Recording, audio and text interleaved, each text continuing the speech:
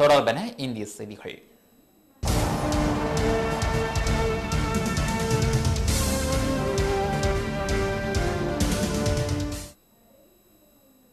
அருணாச்சல பிரதேசத்தில் தொங்கு கயிறு பாலம் ஒன்று அறுந்து விழுந்ததில் 50 பேர் பலியானதோடு பலர் ஆற்றில் மூழ்கியதால் அவர்களது உடல்களை தேடும் பணி மீட்புப் படையினரால் துரிதப்படுத்தப்பட்டுள்ளதாக தெரிவிக்கப்பட்டுள்ளது. மேற்கு காமங் மாவட்டத்தில் உள்ள காமங் ஆற்று பகுதியின் மேல் உள்ள பழமையான கயிற்று பாலம் வழியாக 60 முதல் 70 பேர் வரை மொத்தமாக தினமும் பயணிக்கின்றனர். இதில் குறிப்பாக இளம் வயதினர் மற்றும் மாணவ மாணவிகள் அடங்குவர். பாரம் தாங்காத இந்த பாலம் அறுந்து விழுந்ததில் மொத்தமாக அனைவரும் ஆற்றுக்குள் விழுந்தனர். ஆற்றில் வெள்ள நீர் பெருக்கெடுத்து ஓடியதால் பலர் தண்ணீரில் இழுத்து செல்லப்பட்டனர். அருகில் இருந்த மலைவாழ் மக்கள் சிலரை காப்பாற்ற முயற்சித்த போதிலும் இதில் 30 பேர் சடலமாக மீட்கப்பட்டனர். பலரது உடல்கள் தேடும் பணி நடந்து வருகிறது. இந்த விபத்து குறித்து கருத்து தெரிவித்துள்ள இம்மாவட்ட எஸ்பி 70 மீட்டர் நீளமும் 40 அடி அகலமும் கொண்ட இந்த பாலம் செப்பா நகரை இணைக்கிறது. ஒரே நேரத்தில் பலர் சென்றதால் பாலம் அறுந்து விழுந்ததாகவும் பலரது உடல்களை தேடும் பணி தொடர்ந்து நடந்து வருகிறது என்றும் தெரிவித்தார். 30க்கும் மேற்பட்டோர் காணாமல் போயுள்ளதாகவும் சம்பவம் குறித்து விசாரணை நடத்தப்பட்டு வருவதாகவும் உள்ளூர் மக்களின் உதவியுடன் மத்திய போலீஸ் படையினர் மீட்பு பணியில் ஈடுபட்டுள்ளதாகவும் தெரிவித்தார். புதுச்சேரி முதல்வர் ரங்கசாமியை சந்தித்துவிட்டு திரும்பிய என்ஆர் காங்கிரஸ் உறுப்பினர் படுகொலை செய்யப்பட்டுள்ளதாக தெரிவிக்கப்பட்டுள்ளது.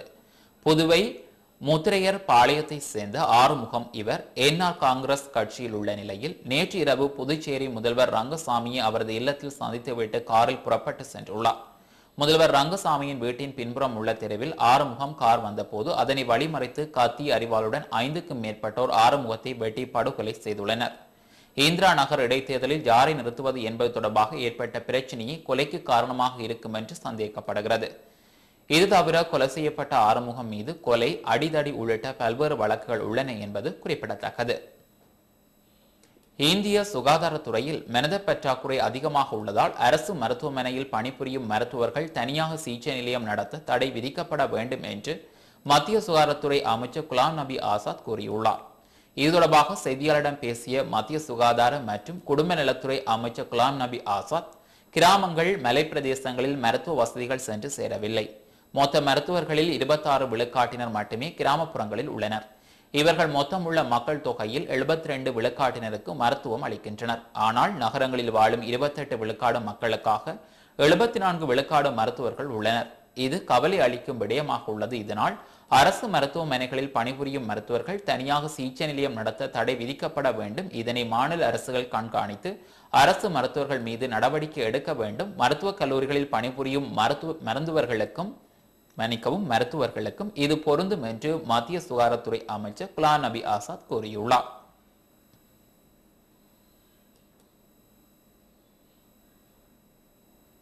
அடுத்து இந்தியாவிலிருந்து எமது செய்தியாளர் எமக்கு அனுப்பி வைத்த செய்திகளை பார்ப்போம். பசும்பன் முத்துராமலிங்க தேவரின் 104வது பிறந்த நாள் விழா இன்று கொண்டாடப்படுகிறது. சென்னை அண்ணா சாலை நந்தனம் சந்திப்பில் உள்ள முத்துராமலிங்க தேவர் சிலைக்கு தமிழக அரசு சார்பில் முதலமைச்சர் ஜெயலலிதா மலர் தூவி மரியாதை செலுத்தினார். இந்த நிகழ்ச்சியில் அமைச்சர்கள் மற்றும் சட்டமன்ற நாடாளுமன்ற உறுப்பினர்கள் கலந்து கொண்டனர். திமுக சார்பில் அக்கட்சியின் நாடாளுமன்ற குழு தலைவர் TR பாலு தேவர் சிலைக்கு மாலை அணிவித்து வணங்கினார். தமிழ்நாடு காங்கிரஸ் கமிட்டி தலைவர் KV தங்கபாலு, பிஜேபி மாநில தலைவர் பொன் ராதாகிருஷ்ணன், அக்கட்சியின் மூத்த தலைவர் இல கணேசன், பாமக நிறுவனர் ராமதாஸ், தலைவர் GK மணி, தமிழ் மாநில முஸ்லிம் லீக் தலைவர் ஷேக் தாவூத் ஆகியோரும் முத்துராமலிங்க தேவர் சிலைக்கு மலர் தூவி மரியாதை செலுத்தினர். மதுரை கோரிப்பாளையத்தில் உள்ள முத்துராமலிங்க தேவர் சிலைக்கு முன்னாள் துணை முதலமைச்சர் மு க ஸ்டாலின் மாலை அணிவித்து மரியாதை செலுத்தினார். இந்த சிலைக்கு கூட்டுறவுத்துறை அமைச்சர் செல்லூர் ராஜு, மதுரை மாநகராட்சி மேயர் ராஜன் செல்லப்பா ஆகியோரும் மாலை அணிவித்தனர். மதிமுக சார்பில் அக்கட்சியின் பொதுச் செயலாளர் வைகோ மலர் தூவி மரியாதை செலுத்தினார்.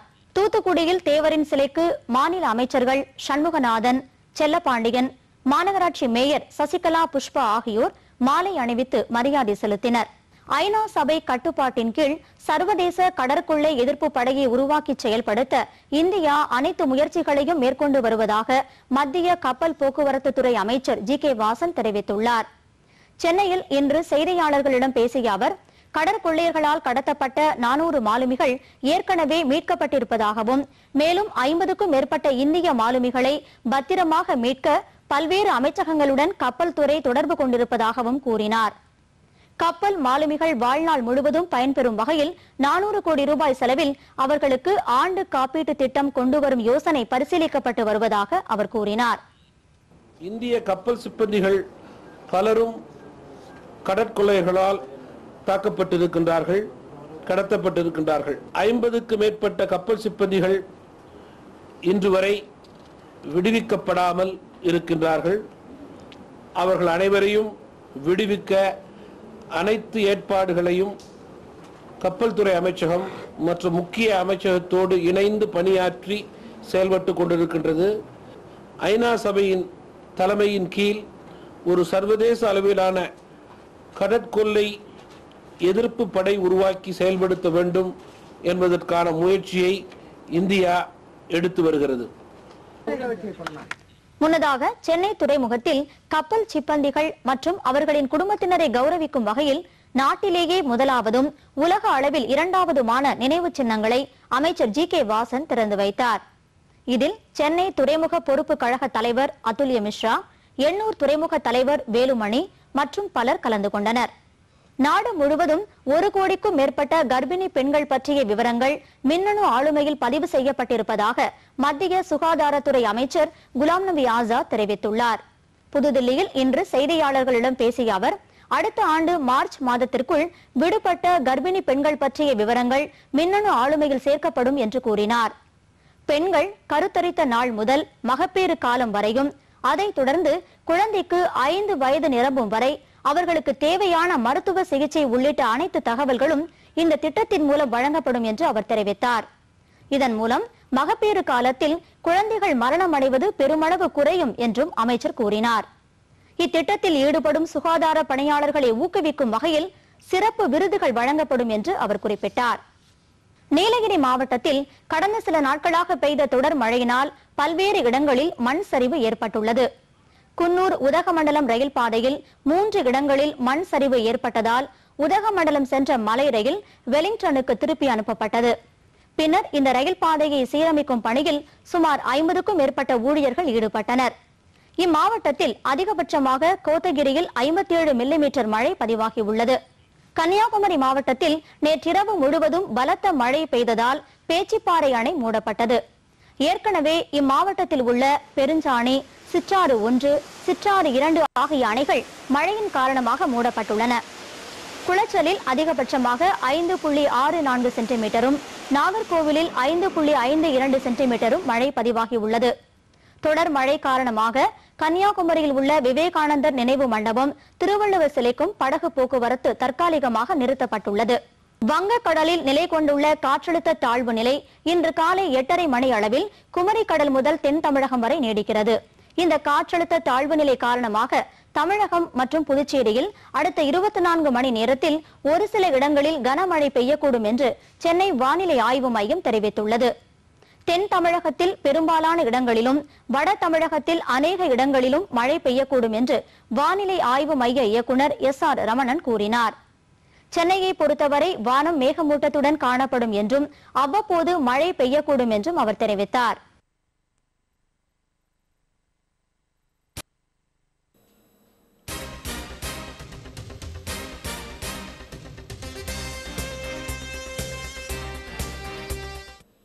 தாய்லாந்தில் பெய்து வரும் வரலாறு காணாத மழையால் ஏற்பட்ட வெள்ளத்தால் இதுவரை 381 பேர் உயிரிழந்திருப்பதாக தாய்லாந்து அரசு தெரிவித்துள்ளது.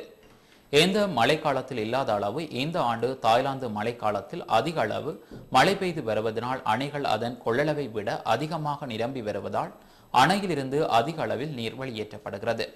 இதனால் ஆறுகளில் வெள்ளப்பெருக்கு ஏற்பட்டு நகரங்களில் புகுந்துள்ளது.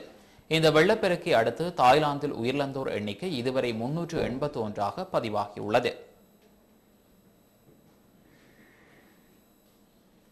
அயர்லாந்து அதிபர் தேர்தலில் 57% வாக்குகளை பெற்று மிகையில் டி கேக்கின்ஸ் வெற்றி பெற்றுள்ளார். இடதுசாரி அரசியல்வாதியான கேக்கின்ஸ் தொழிலாளர் கட்சியின் தலைவராவார்.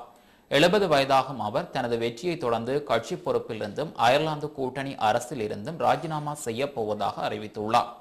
வியாழக்கிழமை நடந்த அதிபர் தேர்தலில் வாக்களிக்கப்பட்ட 18 லட்சம் வாக்குகளில் 10 லட்சம் வாக்குகளை கேக்கின்ஸ் பெற்றார். தேர்தல் முடிவுகள் சனிக்கிழமை வெளியாயின. அவ்வப்போது கவிதைகள் எழுதுவதில் ஆர்வமுள்ள கேகென்ஸ் பல்கலைக்கழகத்தில் விரிவுரையாளராக பணியாற்றியவர் ஆவார்.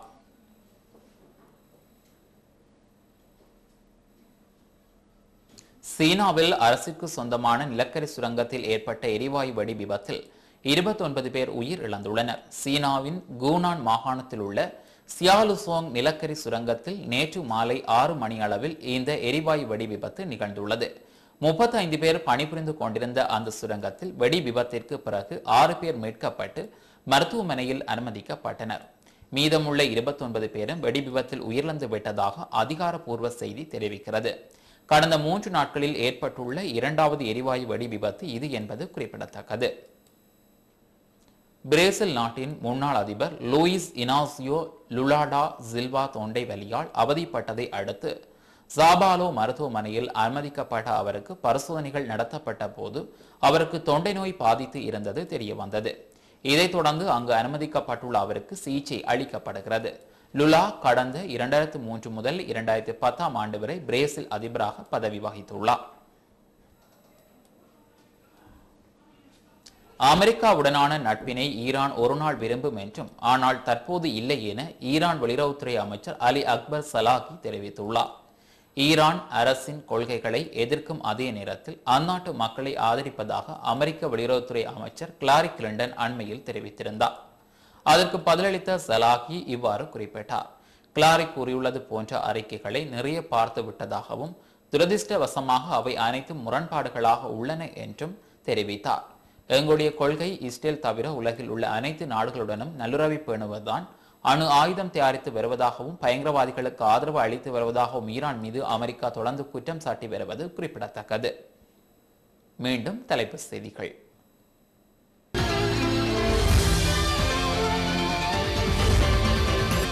ஆஸ்திரேலியா பெர்த் நகரில் இடம்பெற்று வந்த பொதுநலவாய நாடுகளின் உச்சி மாநாடு இன்று நிறைவுக்கு வந்தது. 2018 ஆண்டு பொதுநலவாய நாடுகளின் விளையாட்டுப் போட்டிகளை இலங்கையில் நடத்துவதற்கு தகுதி இருப்பதாக உறுதிப்படுத்தியுள்ளதாக ஜனாதிபதி மஹிந்த ராஜபக்ச தெரிவிப்பு.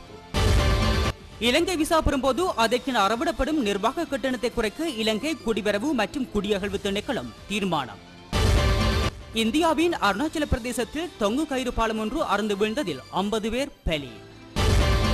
தாய்லாந்தில் பெய்து வரும் கனத்த மழைக்கு 381 பேர் உயிரிழப்பு.